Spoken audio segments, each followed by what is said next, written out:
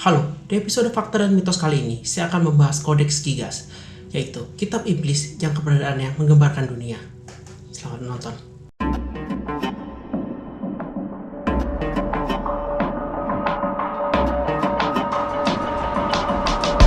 Kodeks Gigas atau The Giant Book adalah sebuah manuskrip dari abad ke-13 yang berukuran tinggi 92 cm, lebar 50 cm, dan tebal 22 cm. Manuskrip yang memiliki 620 halaman itu beratnya mencapai 75 kg. Untuk membuatnya, diperkirakan perlu 30 tahunan. Pasalnya, dari setiap lembar yang ditulis dengan tangan menunjukkan konsistensi yang nyaris sempurna. Diperkirakan perlu lebih dari 160 hewan untuk membuat halaman itu. Manuskrip Gigas ini memiliki 620 halaman dan dibungkus dengan folder kayu berbalut kulit dengan hiasan logam. Perlu 2 orang dewasa untuk mengangkatnya. Meski tidak ditulis dengan mesin tik apalagi komputer, tapi tampilan desainnya rapi sekaligus artistik. Selain berisi tentang dokumen sejarah berbahasa Latin, tulisan juga berisi potret iblis dengan visualisasi yang menyeramkan. Potret iblis itulah yang menjadi bahan analisis para ahli. Manuskrip ini kemudian dianggap sebagai kitab yang didedikasikan sebagai persembahan kepada iblis oleh penulis yang menjual jiwanya. Potret setan atau iblis merupakan objek yang biasa diangkat pada seni abad pertengahan. Akan tetapi, tulisan ini lebih unik dan sangat terlihat ekstrim. Penggambaran iblisnya begitu jelas dan memenuhi 1 halaman penuh. Karena itulah, benda ini juga disebut sebagai The Devil's Bible. Pada halaman 290, terlihat adanya ilustrasi iblis yang sangat besar. Bagian wajahnya memang ditunjukkan dengan ekspresi yang mengerikan. Apalagi, tangan dan kakinya yang memiliki cakar-cakar merah terlihat siap mencengkram. Walau setelah diamati, ternyata ada bagian unik karena iblis digambarkan seperti tokoh kartun dengan memakai sebuah popok. Lalu, ada Ars Medician, suatu bahan kuliah kedokteran di abad pertengahan. Catatan Bohemia, kalender, 2 karya Josephus Flavius, dan sejumlah dokumen lainnya. Awalnya, Kodeks Gigas terdiri dari 320 lembar naskah, namun 8 lembar naskahnya dibuang.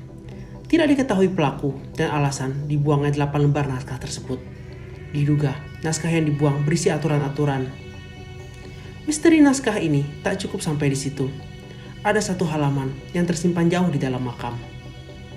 Berdasarkan penelitian dilakukan oleh Michel Goulik, ahli kitab kuno, mengatakan bahwa Kodeks Gigas ditulis hanya oleh 1 orang.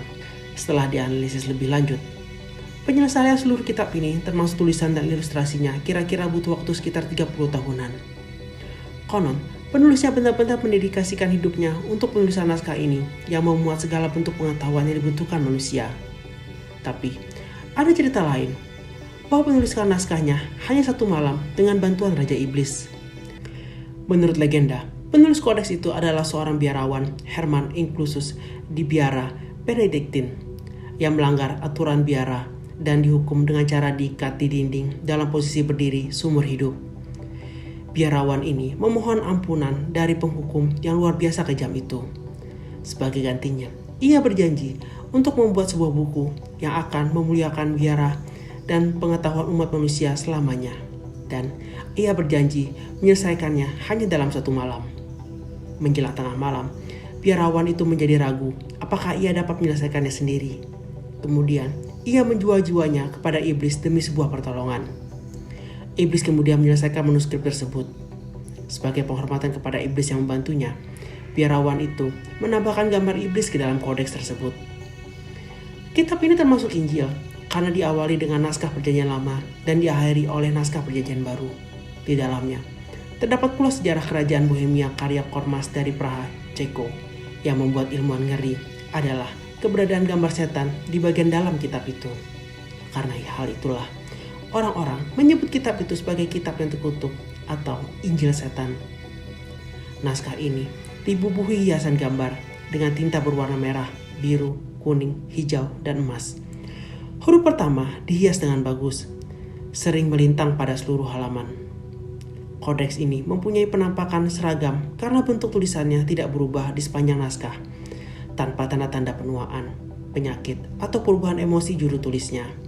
Hal ini mengarahkan kepada keyakinan bahwa seluruh kitab ini ditulis dalam waktu singkat.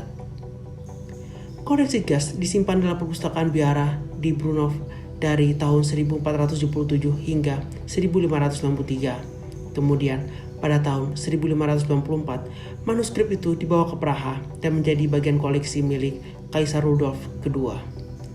Pada tahun 1648, di akhir perang setelah 30 tahun, keseluruhan manuskrip itu dibawa pergi pasukan Swiss sebagai bagian dari perampasan perang.